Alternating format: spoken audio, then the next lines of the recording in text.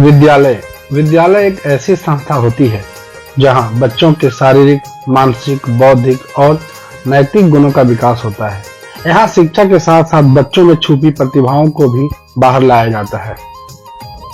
जिस तरह मिट्टी के गुण को पहचान कर कुम्भकार मिट्टी को तराशता है और उससे नई नई कलाकृतियां तैयार करता है, वैसे ही हमारे शिक्षक होते हैं जो बच्चों के अंदर छुपी हुई प्रतिभा को पहचान कर उसे बखूबी बाहर निकालते हैं। बच्चों के गुण को पहचान कर उसे उचित रास्ता दिखाते हैं और उसे उसी रास्ते पे, उसी राह पे अग्रसरित करने में काफी सहयोग करते हैं। जैसा कि आप देख रहे हैं कि बच्चों के अंदर छुपी हुई प्रतिभा को विद्यालय परिवार ने बखूबी समझा और उसे बाहर निकालने में श्रीकांत सर ने काफी मदद की।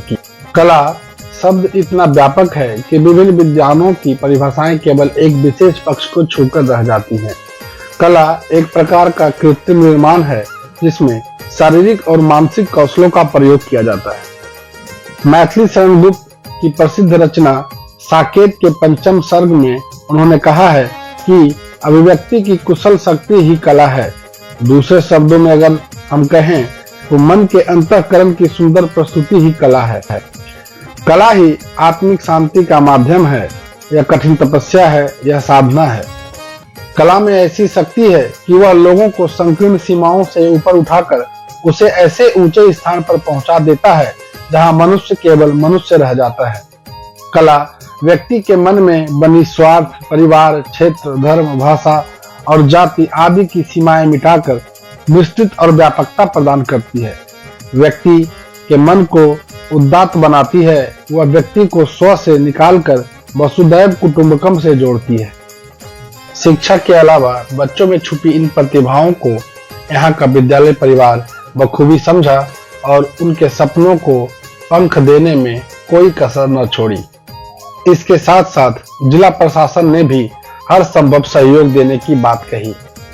बच्चों की इन प्रतिभाओं को देखकर यहाँ के लोगों को भी बच्चों पे पूरा भरोसा हुआ और इनकी पढ़ाई में कोई कमी न हो, इसके लिए समाज के लोग भी दौड़े चले आए। इस विद्यालय की पूर्व प्रधानाध्यापिका श्रीमती अमिता कुमारी और वारसलीगंज में स्थित प्रसिद्ध रेस्टोरेंट कड़ाही फ्रेश के सर्वेसर्वा सोनू सर ने इसकी जिम्मेदारी उठाई। वर्ग 6 और 7 को उन्होंने गोद ले लिया। सोनू सर किसी परिचय के मोहताज नहीं हैं।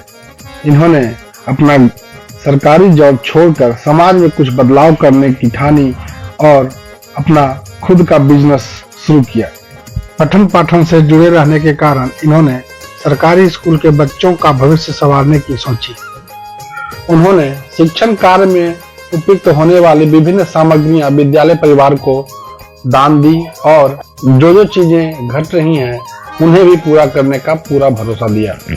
सोनू सर ने कहा कि वे हर हफ्ते बच्चों का अच्छे से असेसमेंट करेंगे, बच्चों का क्लास लेंगे और जिस जिस विषय में बच्चे कमजोर हैं उस विषय में शिक्षकों की अनुपलब्धता है उसे भी ये पूरी करेंगे।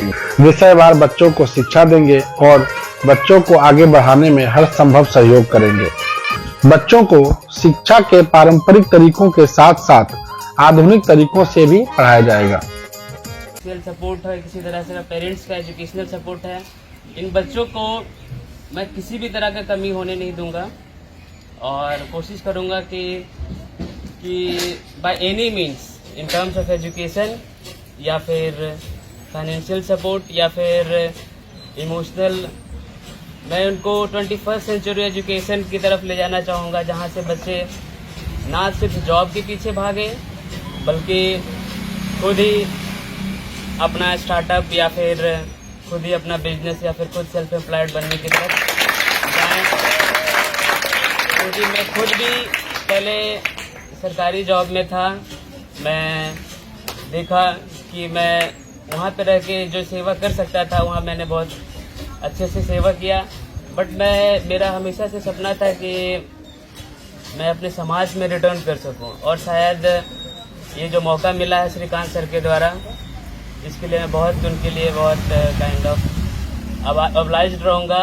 और मिथिलेश सर के गाइडेंस में आके उनको जब देखा मैं तो काइंड ऑफ वेरी इंस्पायर्ड था मैं, और कोशिश करूंगा मैं कि उनके साथ साथ कुछ सीखूं और जो मेरे में है उन बच्चों को सिखाऊं, ताकि इनका फ्यूचर ज़्यादा बेटर हो, सोसाइटी को एक अच्छा मुकाम पे ले जाए। Thank you very much. मुझे विद्यालय आना अच्छा ही नहीं बहुत अच्छा लगता है। पता है क्यों? क्योंकि मैं गांव में रहने वाली हूँ और ज़्यादातर गांव के घरों में पढ़ने का माहौल नहीं होता कि हम जैसे ही पढ़ने बैठेंगे तो कोई ना कोई पढ़ाई के बीच में काम दे देगा। अगर ये सब समस्या ना भी आई तो 1 से 2 घंटे पढ़ लो घर में, तो घर वाले कहेंगे कितना पढ़ोगी, आखिरकार तुमको तो चूल्हा चौका ही करना है। और भाई पढ़ेगा तो घर को भी संभालेगा। ये सब बहुत सारे ताने मिलते हैं घर में, यानी घर में रह के पढ़ ही नहीं सकते। और अगर तनाव का माहौल चल रहा है घर में तो तब तो और भी नहीं पढ़ सकते। इसी पर यही हम अगर 7 घंटा स्कूल में आके पढ़ने का सोचे तो हम तनाव से, कामकाज से, हल्ला गुल्ला से और बाकी हर चीज से दूर रह के आराम से स्कूल में पढ़ सकते हैं। और शिक्षक द्वारा मोटिवेशनल बातें, कैसे जीवन जिए, पढ़ाई के आसान तरीके और बहुत सारे तरीके जानने को मिलते हैं पढ़ाई के। मुझे लाइब्रेरी जाना इसलिए पसंद है कि जब मैं वहाँ जाती हूँ तो लगता है किताबें मुझसे बात कर रही हैं और पूछती है कुछ कि तुम कैसी हो, तुम्हारा मूड कैसा है। और ये सब पूछने के बाद मेरे मूड के हिसाब से उस किताब की ओर आकर्षित करती है जो मुझे उस समय पढ़नी चाहिए। अपने बचपन के स्कूल के बारे में याद आ गया। ये जो क्राफ्ट सब देख कर मैं जब 6 क्लास में पढ़ता था तो इसी ढंग का पहले ललित कला भी चलता था, है ना। ललित कला एक विषय है, उसमें उस एग्जाम में मुझे चित्र बनाने का आया था तोता, उड़ता हुआ तोता। आज भी मुझे याद है और वो शिक्षक अभी जीवित हैं जिन्होंने मुझे शिक्षा प्राप्त कराया था। और ये ऐसा संयोग रहा कि जिस विद्यालय से मैं पढ़ा उसी विद्यालय में जाकर मेरा पहला भाषण, मेरा पहला स्पीच दिया गया। मैंने पहला स्पीच उसी विद्यालय में दिया जहां मैं, और उनके सामने दिया जिन्होंने मेरा नंबर उड़ते हुए तोता में 100% दिया था। अब तो मैं बना भी नहीं सकता, लेकिन मैं ये जो देखा हूँ अभी आप लोगों का क्राफ्ट इतना खूबसूरत नमूना है, ऐसा लगता है कि मधुबनी चित्रकला याद आ गई। वो सामने जो मैं देख रहा हूँ वो सब चित्र, वो इतना अच्छा से खूबसूरत नज़ारा है कि लगता ही नहीं कि मैं पहले भी इस विद्यालय में आ चुका हूँ। शायद आप लोगों ने मुझे देखा होगा, मैं हर क्लास में गया है। मुझे याद है, मैं चाहूँगा कि जिस तरह से इतना खूबसूरत क्राफ्ट बनाया है उतना ही अच्छा से पढ़ाई करें, है ना। और ऐसा नहीं है कि पढ़ना और खेलना दोनों जीवन में साथ साथ रखें। एक पहले सुनते होंगे कि पढ़ोगे लिखोगे तो बनोगे नवाब, है ना, और खेलोगे कूदोगे तो बनोगे खराब। लेकिन खराब तो बनना नहीं है, खेलने कूदने से खराब बनता है कोई, है ना। इसलिए खेलना कूदना भी है, अच्छा से शिक्षा ग्रहण करना है। मैं जो ये बात बताया, क्यों बताया, आप लोग भी वैसे ही पदाधिकारी बनकर, वैसे ही अफसर बनकर इसी विद्यालय में पहला भाषण दें। कौन कौन ऐसा करना चाहते हैं? चलिए, बहुत अच्छी बात है, ठीक है। आप लोगों से मुझे आशा है कि आप लोग वास्तविक मनुष्य बन करके दिखाएंगे और सफलता आपके कदम से। डर हौसला बुलंद हो मंजिल पाने की, पंख उड़ान भर ही लेते हैं।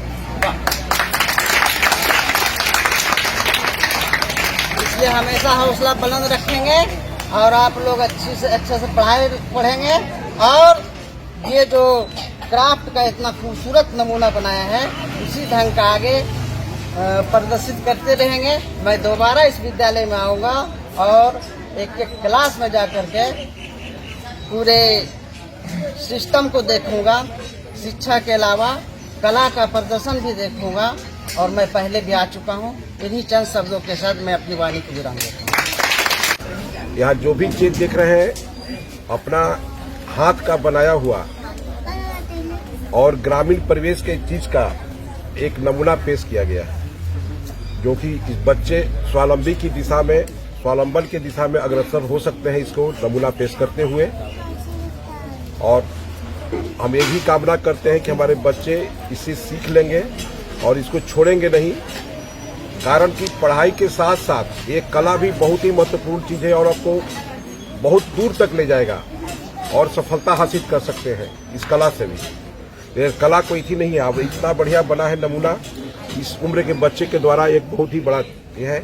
हम यहाँ के प्रधान शिक्षक जो भी हो और शिक्षकगण से अनुरोध करेंगे कि इन लोगों को प्रोत्साहित ऐसे ही करते रहेंगे। और हम सामने भी देख रहे हैं कि कुछ कलाकारी भी किया हुआ है दीवार पर भी, तो कल प्रधानाध्यापक बता रहे थे कि ये सभी बच्चे अपने हाथों से किए हैं। तो चलिए, एक बहुत ही बढ़िया चीज हुआ और अपने से स्वावलंबी होकर विद्यालय परिवार कर ले रहा है, तो एक बहुत ही अच्छा चीज। गोद लिया गया है, एक गुरु प्रभारी है प्रधानाध्यापिका और एक दूसरा सोनू जी साहब हैं उनके द्वारा। तो हम एक चाहेंगे कि इस विद्यालय में अगर केवल छठा और सातवां के गोद लेने से काम नहीं चलेगा, हम एक कहेंगे कि दोनों आदमी मिलकर पूरा विद्यालय को गोद लेंगे, ये ज्यादा नहीं तो आज से ही हमारे छोटे छोटे बच्चों के दिमाग में आ जाएगा कि देखिए दो ढंग का व्यवहार लोग कर रहे हैं। ऐसा नहीं हो, एक आदर्श प्रस्तुत कीजिए कि सभी कक्षा को लेकर के और जो भी आवश्यक सहयोग हो, इंफ्रास्ट्रक्चर हो या किताब कॉपी से कोई व्यवस्थागत कोई गरीब वैसा हो, और कभी कभी बीच बीच में महीने दिन पर ही कम से कम कुछ कार्यक्रम इसी टाइप का करवाइए।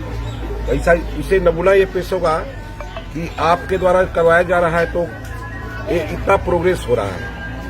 और इसके अलावा भी अगर यहाँ कुछ प्रॉब्लम देखते हैं तो हम उनसे अनुरोध करेंगे उसको भी दूर कीजिए। सरकारी कार्य तो जितना होता है उतना हम लोग करते हैं, करवाते भी हैं। तो उसके अलावा जो भी कमी होता है तो आप लोगों से करवा दिया कि नमूना पेश कर दीजिए कि एक आदर्श विद्यालय हो जाए।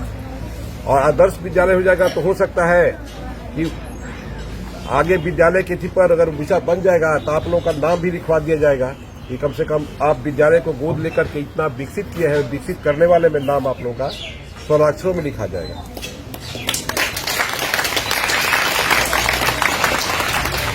तो इसी रूप में आप लोग इसी ढंग से पढ़ते जाइए और आगे बढ़ करके जैसे अफसर हमारे बैठे हुए हैं 3-4 को, हम लोग भी इस मुकाम पर पहुंचे हैं तो मेहनत करके ही, तो आप लोग भी मेहनत करके इस मुकाम पर पहुंचे, इससे भी बढ़िया मुकाम पर पहुंचिए। यही कामना के साथ मैं अपना वाणी को विराम देता हूं।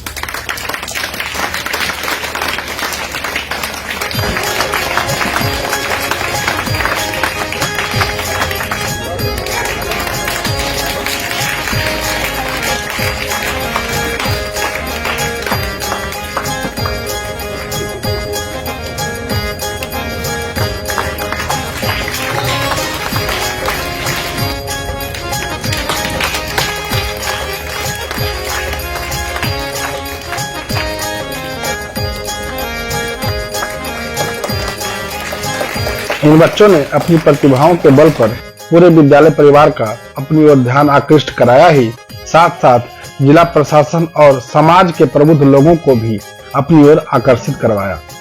समाज के प्रबुद्ध लोग अगर ऐसे मदद करने लगे तो हमारे बच्चे समाज के हर क्षेत्र में आगे जाएंगे।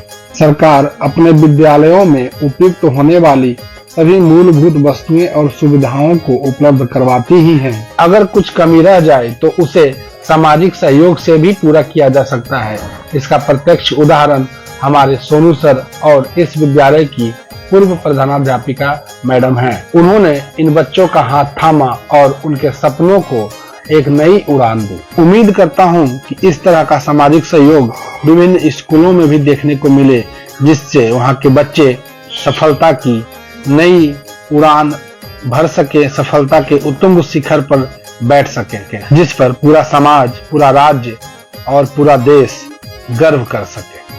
समाज के प्रबुद्ध लोगों का विद्यालय और वहां के बच्चों के प्रति बढ़ता रुझान यह संकेत दे रहा है कि 21वीं शताब्दी हमारी ही है और हमें विश्व गुरु बनने से कोई नहीं रोक सकता। और अंत में मैं यह कहना चाहता हूँ कि काम करो ऐसा कि पहचान बन जाए, चलो ऐसे कि निशान बन जाए। अरे जिंदगी तो हर कोई काट लेता है, अरे जिंदगी तो हर कोई काट लेता है, अगर दम है तो ऐसे जियो कि मिसाल बन जाए। धन्यवाद। जय हिंद।